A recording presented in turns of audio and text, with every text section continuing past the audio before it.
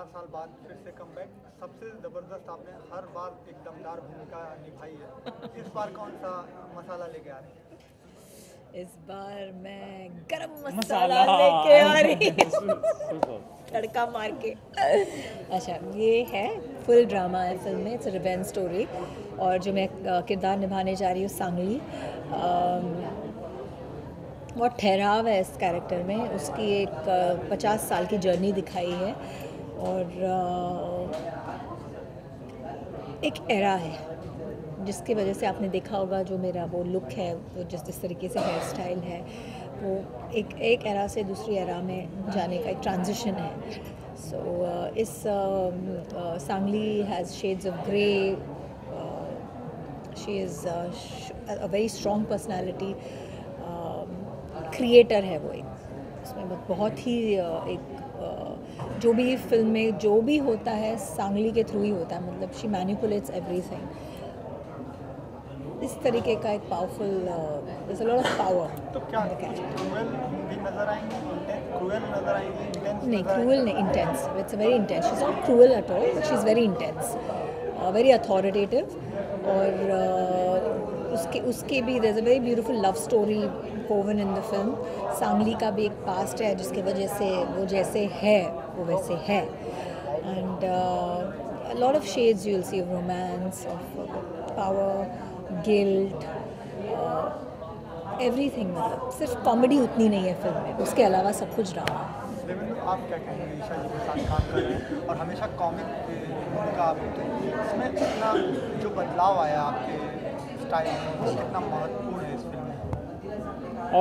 देखिए, वो फिल्म के लिए कितना महत्वपूर्ण है वो तो मैं नहीं जानता, वो मेरे लिए बहुत महत्वपूर्ण है। फिल्म में जो एक किरदार है, मैं कोशिश करूँगा कि पूरी गंभीरता से उसको निभा पाऊँ। कोई भी एक्टर होता है, मेरे को हमेशा ही लगता है comedy is the toughest thing to do. तो आई थिंक अगर एक बार आप कॉमेडी ठीक से कर लेते हैं तो आपका एक जो क्राफ्ट में आपकी जो कॉन्फिडेंस है वो ज़्यादा बढ़ जाता है। तो पूरी कोशिश यही है कि जितना अच्छे से संजीदगी से जितना हो सकता है इस कैरेक्टर को प्ले करूँ। ईशा जी, जब स्क्रिप्ट आपके पास आई तो सबसे पहला थॉट क्या आया कि चलो इससे हम कम बैक करते हैं, क्या चीज़ खास लगी कि ये film first of all it covers all the areas of, मतलब ये मास के लिए भी है, ये क्लास के लिए भी है, ये मल्टीप्लेक्स भी है और ये सिंगल थिएटर भी है। और दूसरी बात ये है कि ये वेरी, कैसे बताऊँ, ये बहुत आज के सिनारियो पे आधारित है। ये जो आज चल रहा है, it is very connected to the current affairs. तो हमारी ऑडियंस जो है बहुत ही इंटेलिजेंट हो चुकी है, मतलब ऑलवेज थी, लेकिन पहले चल जाता था, हम कुछ भी उनको बना के थोड़ा सा इधर का उधर डाल के बना देते थे। अब तो बहुत चूज़ी हो गई हैं। एट द सेम टाइम उनको नई चीज़ें भी अच्छी लगती है।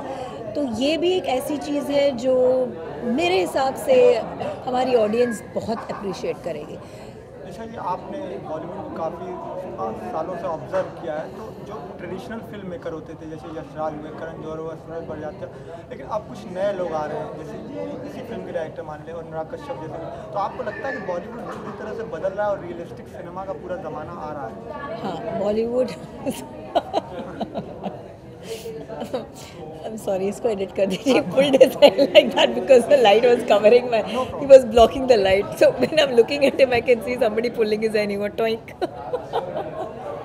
हाँ, बॉलीवुड बदल रहा है एंड नए लोगों में एक जुनून होता है, एक कुछ कर दिखाने की एक चाह होती है, जो मैं हमारे जो डायरेक्टर है अंकुर, उनमें देख रही हूँ। जैसे this film of his is like he said one and only film in this world. उस तरीके से इट्स रियली वेरी नाइस, क्योंकि हम भी ऐसे ही थे और मुझे लगता है मैं आज भी वैसे ही हूँ। that childlike quality, that this is my first film, is very necessary। नहीं तो हम सब लोग कहीं ना कहीं कुछ लेड बैक से, कुछ कंप्लेसेंट, कुछ लेज़ी और ओवर कॉन्फिडेंट सब कुछ हो जाते हैं। तो इस चीज़ को निकाल के खुद को री इन्वेंट करना इज़ वेरी वेरी एसेंशियल। आप क्या कहना चाहेंगे? आप भी देख रहे हैं बहुत सालों से इंडस्ट्री में, तो जो चेंज आ रहा है, जो रियलिस्टिक सिनेमा का है, वो कितना इम्पोर्टेंट है? सी मैं तो बहुत हैप्पी हूँ इस चेंज की वजह से, कहीं ना कहीं इस चेंज की वजह से ही मैं इस इंडस्ट्री में हूँ। अगर वो चेंज ना होता तो एक प्यार का पंचनामा जैसी फिल्म ना बनी होती, और डेविड धवन जैसे डायरेक्टर ने ना देखा होता, अगली फिल्म में ना चांस दिया होता। जैसा कि हम लोग बोलते ही आ रहे हैं, बहुत इंटरेस्टिंग फेज़ है हमारे सिनेमा के लिए।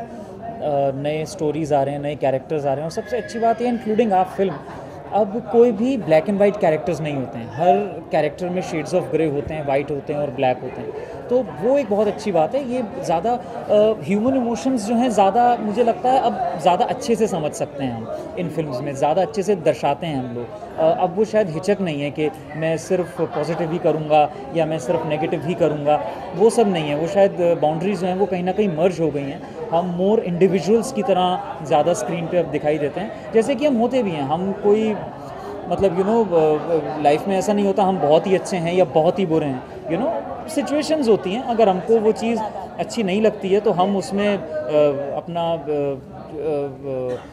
जो आपत्ति है उसको जाहिर करते हैं कि नहीं मुझे नहीं करता, और शायद हो सकता है वही चीज़ सामने वाले के लिए नेगेटिव है लेकिन वो मेरे लिए पूरी पॉजिटिव है। So it's all about point of views. So we are showing more and more different point of views now.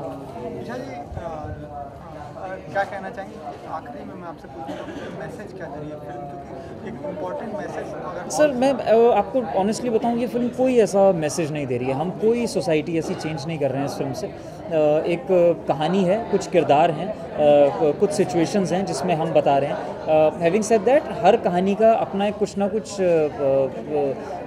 जो सार होता है, जो हम बोलते हैं वो होता ही है, लेकिन हम ऐसा कुछ नहीं बता रहे हैं कि इससे ये सोशल चेंज आएगा या कुछ आएगा। It's at the end of the day it's a very personal story about individuals. Isha ji, आपको लगता है कि इससे इम्पैक्ट पड़ेगा, कुछ सोसाइटी पे इम्पैक्ट पड़ेगा इस फिल्म को देखने के बाद?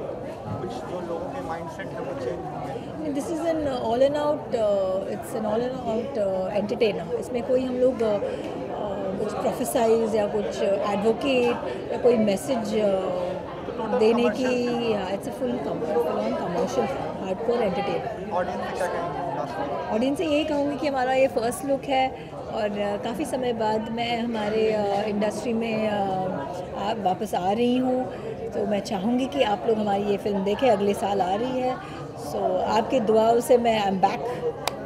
Thank you so much and love you. हाँ जी, please watch our film. Thank you. Thank you. Thank you. For more news and gossip, don't forget to subscribe to Bollywood Helpline.